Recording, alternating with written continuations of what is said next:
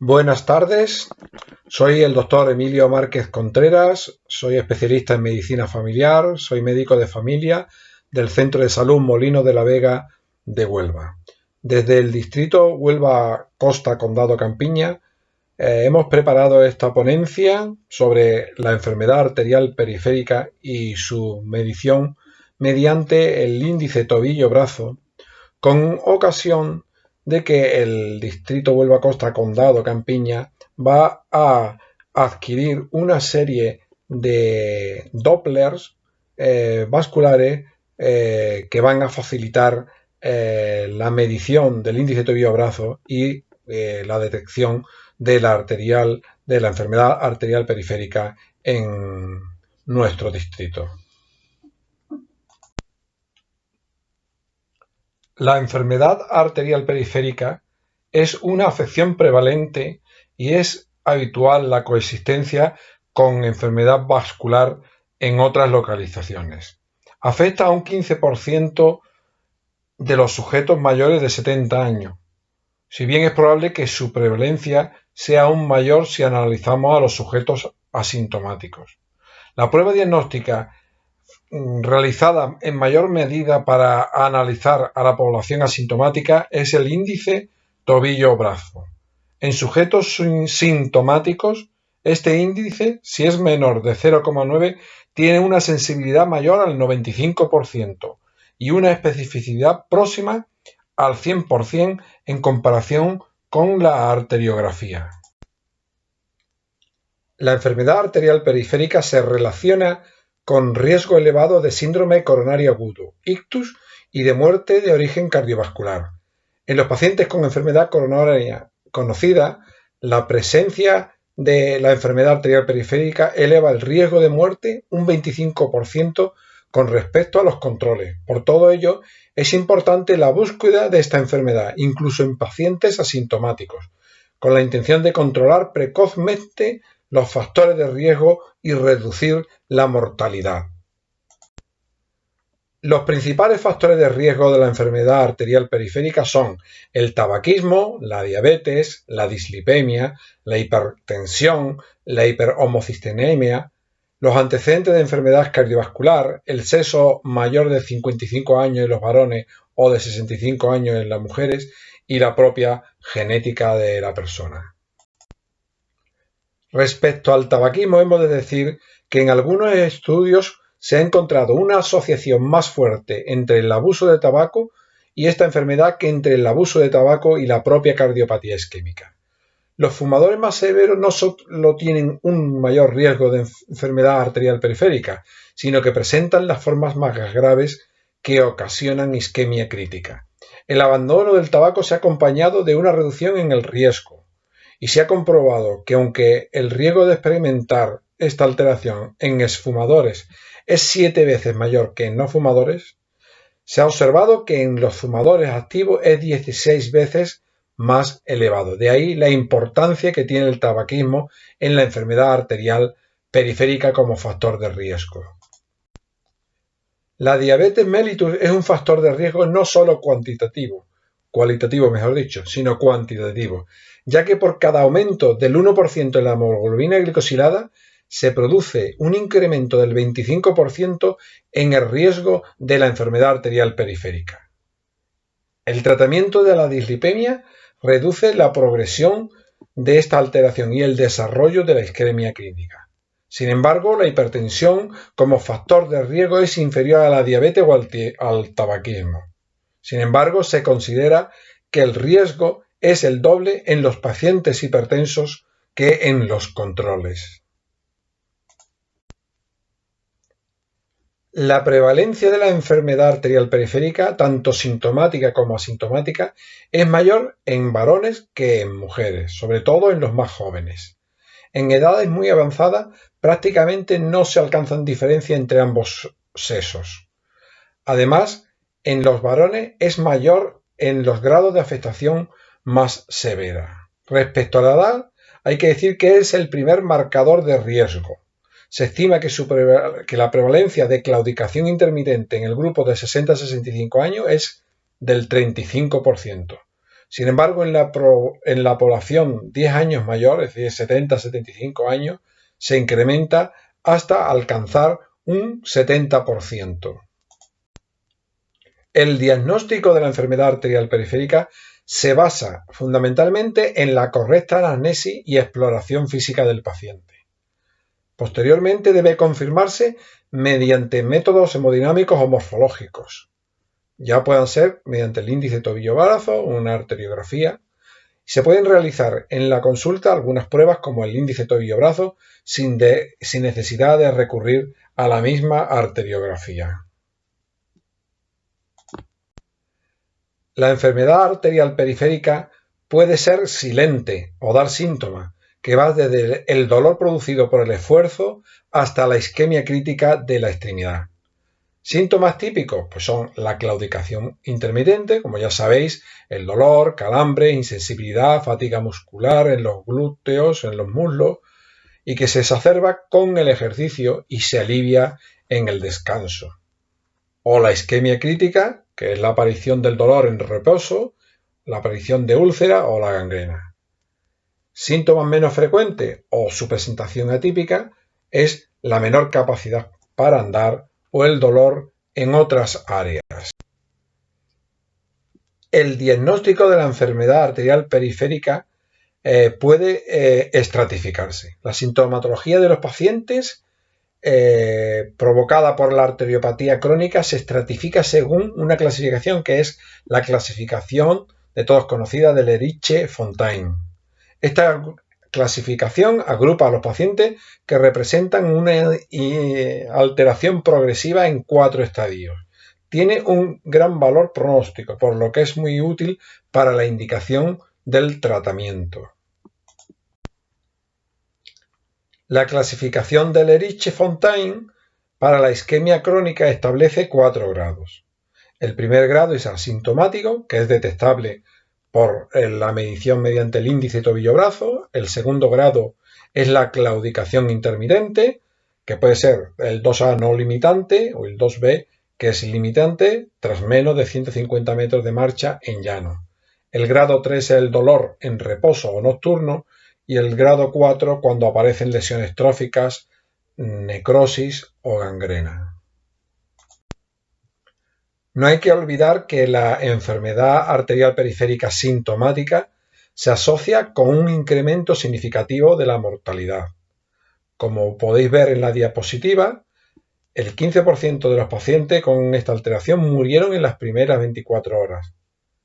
Pero la enfermedad arterial periférica sintomática se asocia con un incremento 4 veces superior de la mortalidad de todo tipo y cerca de 8 veces la mortalidad cardiovascular. Y no solo eso, cuando observamos la historia natural a 10 años de pacientes con claudicación intermitente, vemos en este gráfico la supervivencia cómo va disminuyendo a lo largo de los años.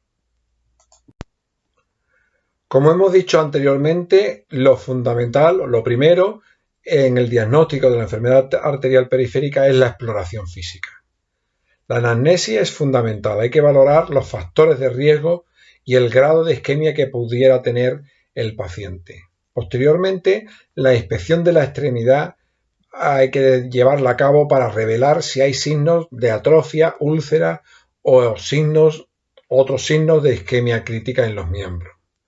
Es obligatorio la palpación de los pulsos femoral, popliteo, pedio y tibial posterior.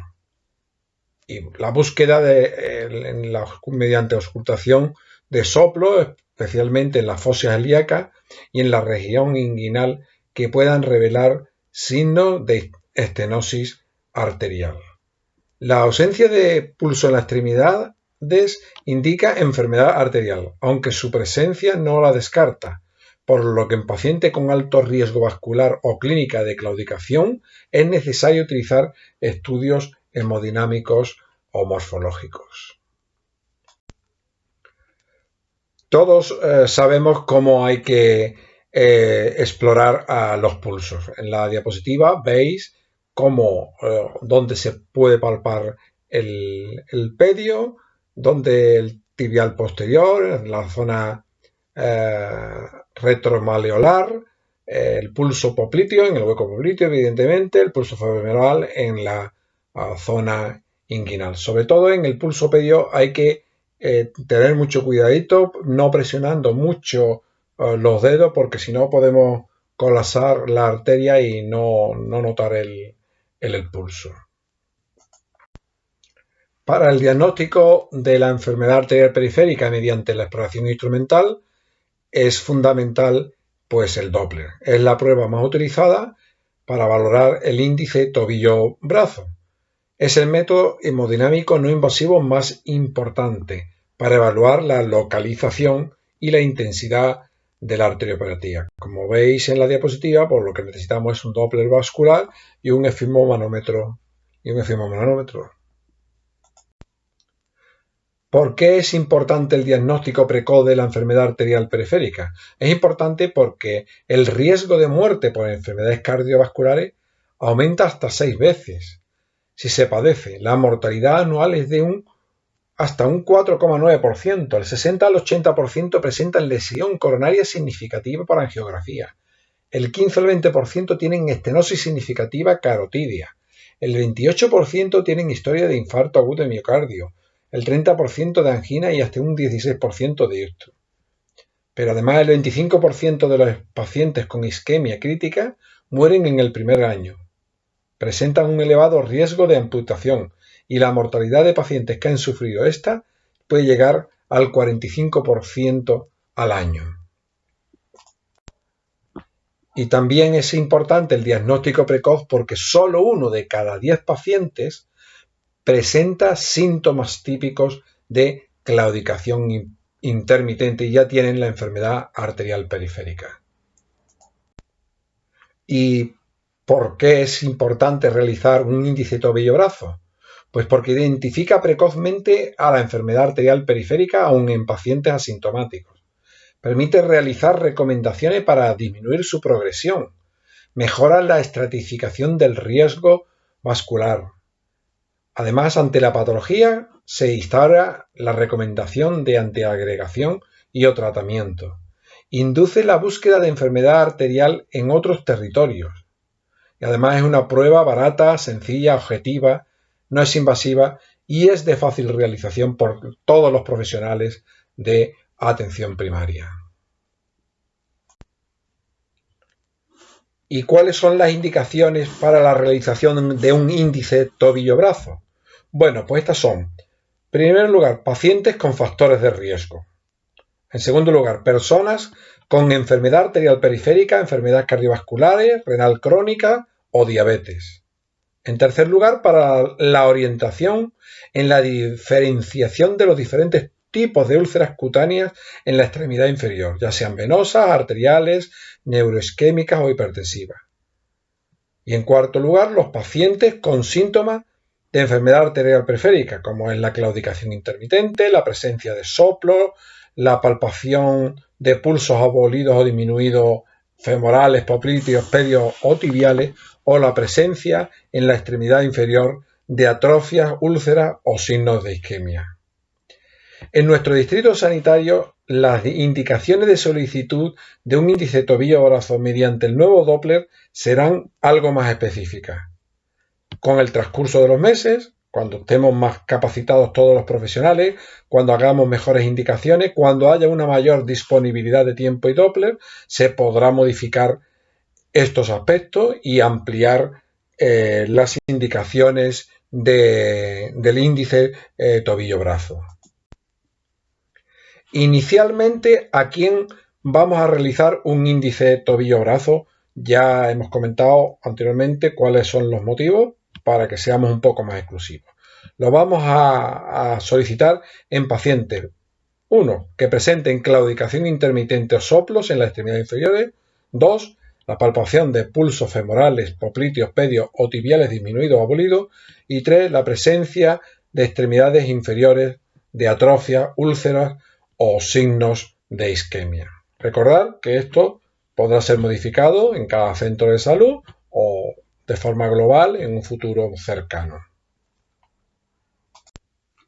Ya hemos comentado que el índice tobillo-brazo es la herramienta más coste efectiva para la detección de la enfermedad arterial periférica. Como ya conocéis, pues hay que tomar la presión sistólica tanto en el brazo derecho como en el brazo izquierdo, y también tendremos que determinar la presión sistólica en la pierna derecha como en la pierna izquierda, valorando los pulsos mediante el Doppler vascular. Como la mayoría de pruebas, pues el índice tobillo-brazo tiene una serie de limitaciones.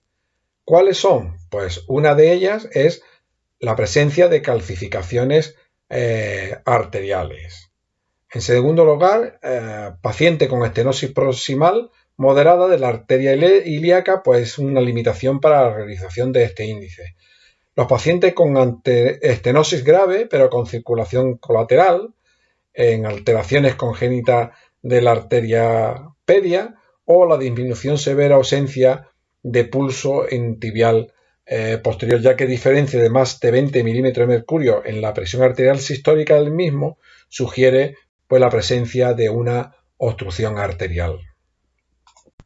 Repetir una vez más el material necesario para el índice tobillo-brazo. Necesitamos un Doppler continuo portátil con una sonda de 5 o 10 MHz, como veis, el Doppler vascular, un esfigmomanómetro de tensión arterial con manguito de 12 por 40 centímetros, y normalmente vamos a necesitar pues una duración de 20 a 30 minutos para la realización del índice. La realización de esta técnica, como sabéis la mayoría, inicialmente no es fácil. Hay que acostumbrarse sobre todo a la medición del pulso mediante la sonda del Doppler vascular. Hay que tener una cierta experiencia hasta conseguirlo, pero vamos, finalmente todos los profesionales lo consiguen. Pero hay que saber que antes de iniciar la medición el paciente debe de estar tumbado en decúbito supino durante unos 10 minutos.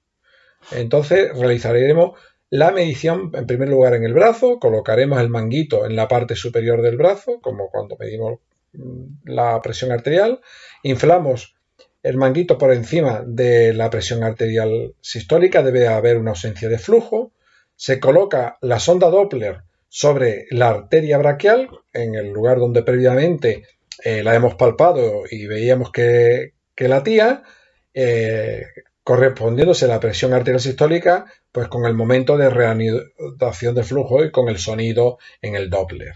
La presión arterial sistólica con el Doppler en ambas arterias braquiales se va a realizar y se va a seleccionar la mayor de las dos.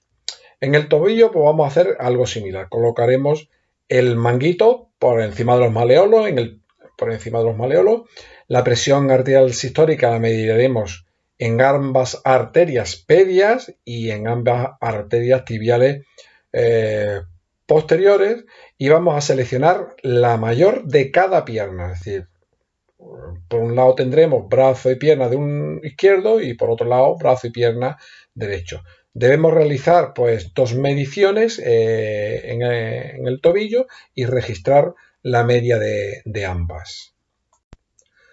Una vez obtenidos los valores, pues siempre vamos a dividir el valor mayor de cada tobillo por el del mayor del brazo. Es decir, siempre vamos a tener en el numerador el valor del tobillo. El índice tobillo-brazo más bajo que se obtenga es el que estratifica el riesgo del paciente.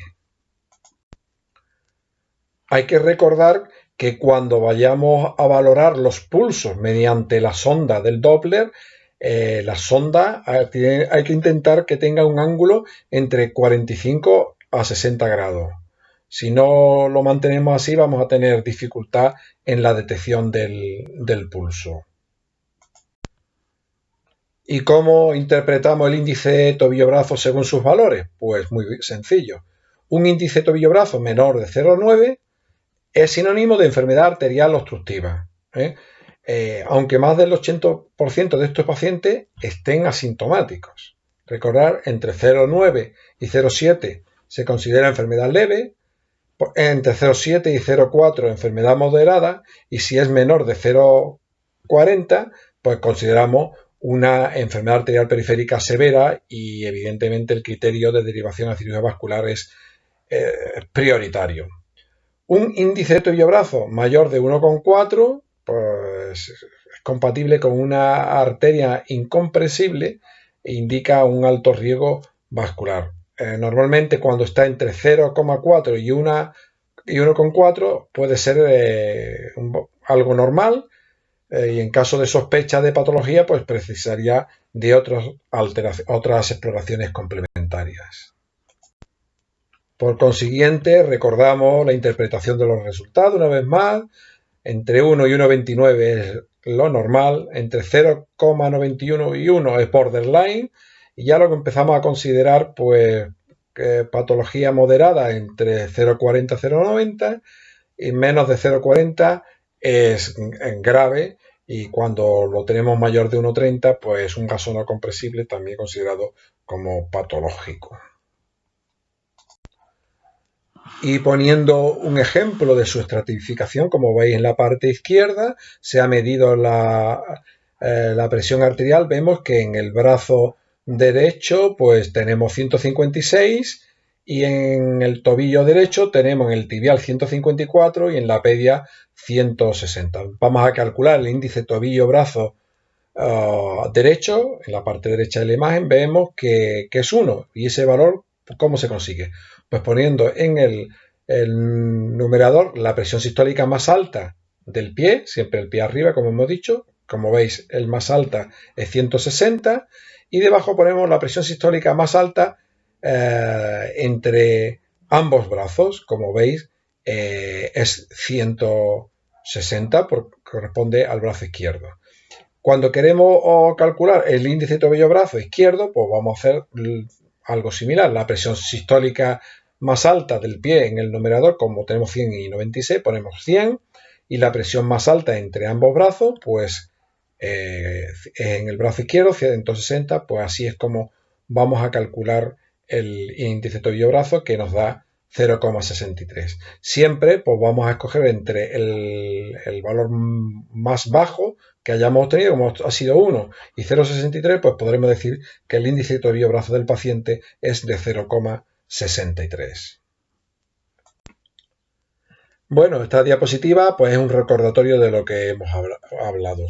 Vamos a medir la arteria humeral en el brazo derecho, la presión arterial sistólica en la arteria humeral en el brazo izquierdo, y en los dos tobillos, en el derecho y el izquierdo, vamos a medir la arteria tibial posterior y el pulso en la arteria pedia, como hemos dicho, en ambos tobillos, ¿no? En la parte izquierda veis cómo calculamos el índice tobillo-brazo. En el derecho, mediante el cálculo, ponemos arriba la presión arterial sistólica máxima en la pierna derecha, y debajo la presión arterial sistólica máxima en alguno de los dos brazos, y el izquierdo pues de forma similar. La interpretación del índice de tobillo-brazo ya lo hemos dicho: mayor de 1,30 es una arteria no comprensible, entre 0,90 y 1,30 normal, por debajo de 0,90 ya es patológico, hasta 0,40 lo consideramos leve moderado, y por debajo de 0,40 pues lo consideramos como una afección. Bueno, pues ya prácticamente todos sabemos, hemos recordado cómo se mide un índice de tobillo-brazo, cómo se interpreta, y aquí pues hemos hecho una hoja donde va a servir como una hoja de derivación a la consulta que se establezca en cada centro de salud de medición del índice tobillo-brazo, donde simplemente habrá que marcar pues los factores de riesgo que padezca el paciente, y posteriormente cuál es la indicación por la cual se realiza, aunque ya hemos dicho que en un futuro pues estas indicaciones serán más amplio, donde se anota además y se recordará que deberá permanecer sentado 10 minutos antes de la prueba. Y esta será la hoja que servirá para el profesional sanitario que realice la prueba, pues que anote pues cuáles son los valores que ha obtenido al medir la presión arterial sistólica dónde tiene que hacerlo y cuál es el índice tobillo-brazo, tanto derecho e izquierdo, como el total del paciente. Y finalmente, el tratamiento de la enfermedad arterial periférica. Hay que recordar que esta prueba es precisamente para eso, ¿no? Y es fundamental en los pacientes sintomáticos, pero también en pacientes que son asintomáticos.